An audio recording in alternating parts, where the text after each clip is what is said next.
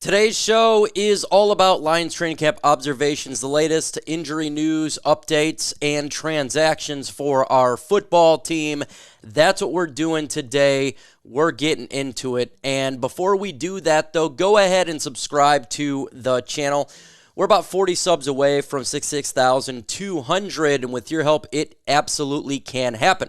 Before we get to the injury news, the Detroit Lions released Matt Forniak, and he was the offensive line they picked up from free agency in Dallas Cowboys. As you seen yesterday, we picked up an offensive lineman, and so he was the guy who got released. No big deal right there. Let's get into the latest injury news, and we got some good updates and some interesting updates here.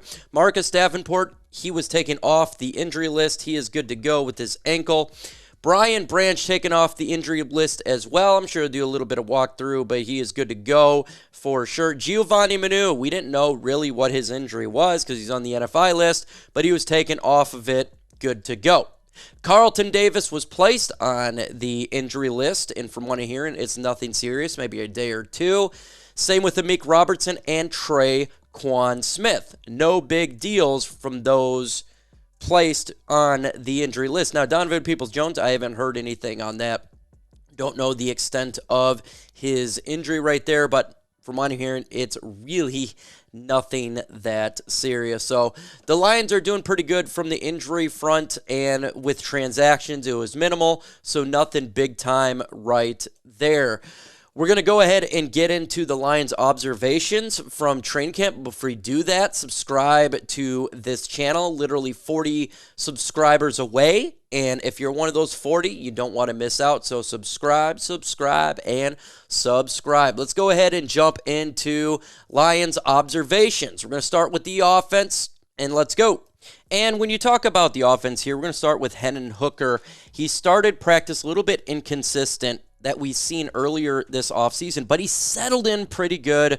He had a good groove growing. He had a really nice stretch where he put back-to-back shoulder fades, only where Darius Fountain could get it. The wide receiver I've been talking about is a sleeper, followed by a tight window bullet to comebacker to the rookie Jalen Calhoun.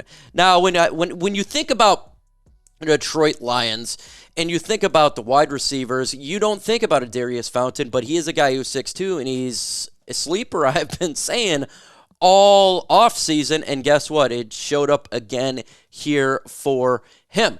When it comes to Nate Sudfeld, he looked really solid as QB. Well, the QB position, he was showing a good decision-making, throwing the football, had a good series, not turning the football over, and he looks solid. So Hendon Hooker and him are going to battle it out again.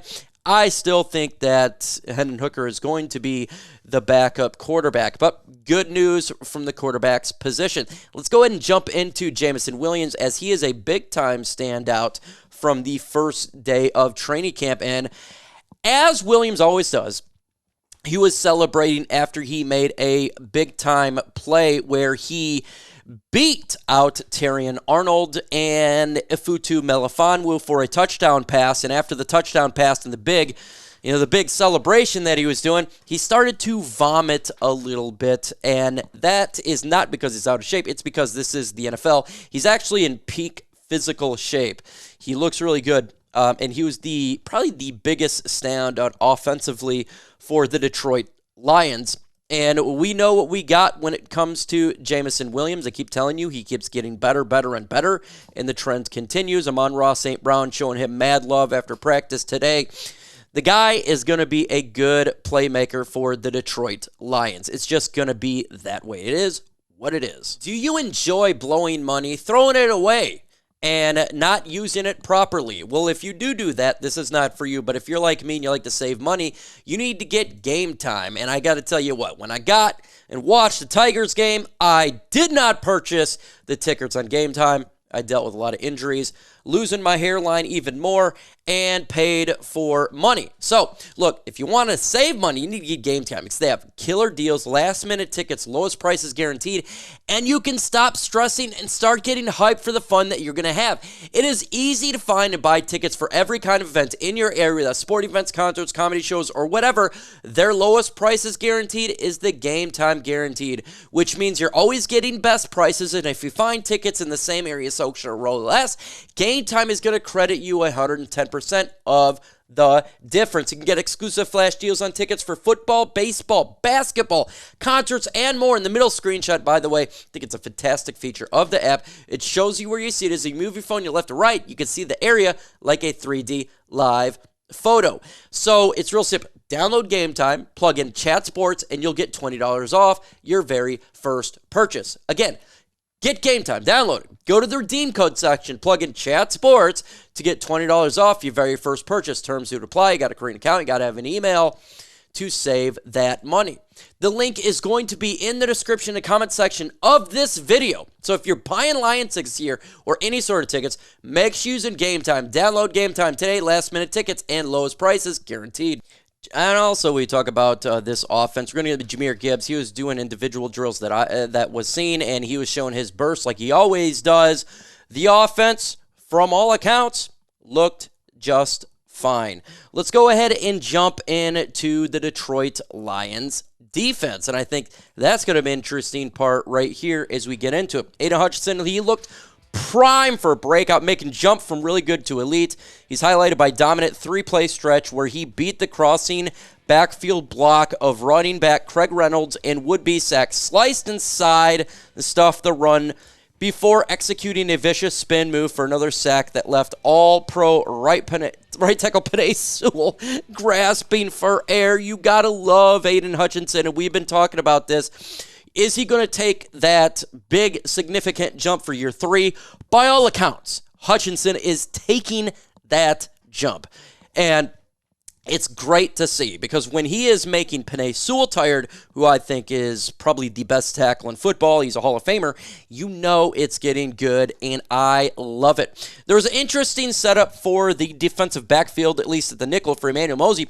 A little bit more of an unexpected position because they were missing some pieces on Wednesday with Amik Robertson not being out, and so it gave Emmanuel Moseley some opportunity at the nickel position.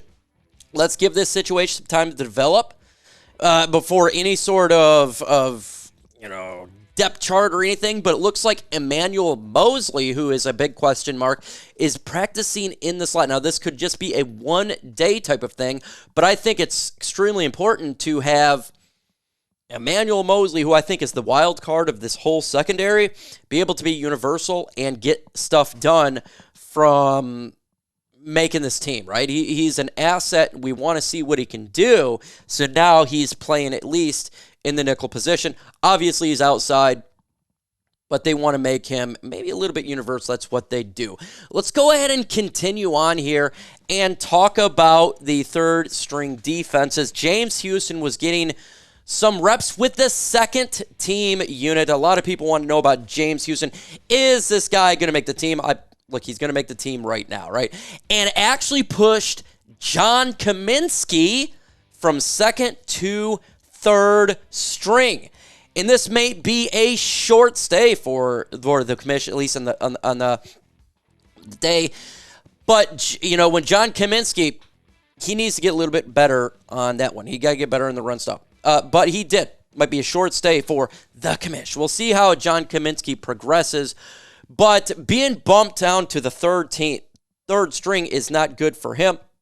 But again, this could just be a one-day type of thing. So I wouldn't put too much stock into it. But we know John Kaminsky is an individual who, in my opinion, could be on his way out, right? Because this is a player that we think is at the bottom end of the 53, so we're always going to monitor this front. Now, again, this is not padded practice, but it definitely showed some progress from this team.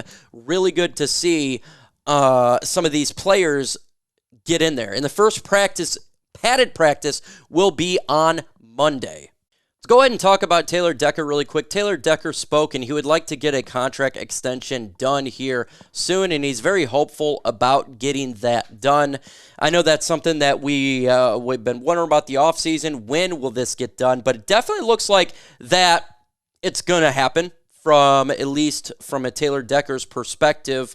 He wants to be here. It looks like the Lions want him to be here.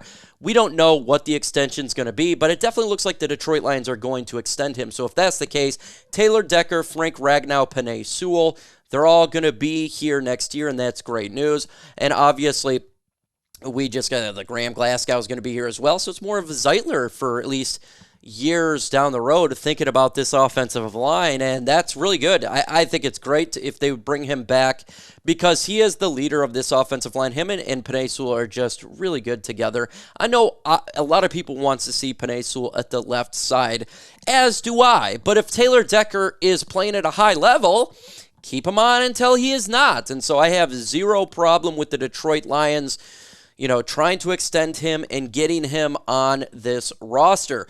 Go ahead and smash that like button really quick for us. And the more you smash that like button, it definitely helps out. It pushes the content out there. Let's get to 100 likes in this video. Dan Campbell spoke and he said, it's not about reputation. I could care less about reputation. We got to put the work in and win football games and all of that. And look, Lions get a lot of hype this offseason. They had it last year. Dan Campbell don't care about that hype. He just wants to put the work in and prove it again this year. And that is the correct message to go, in my opinion. Now, I don't care what anyone else says. They're going to say great things about you. Okay, go out there and prove it on the field.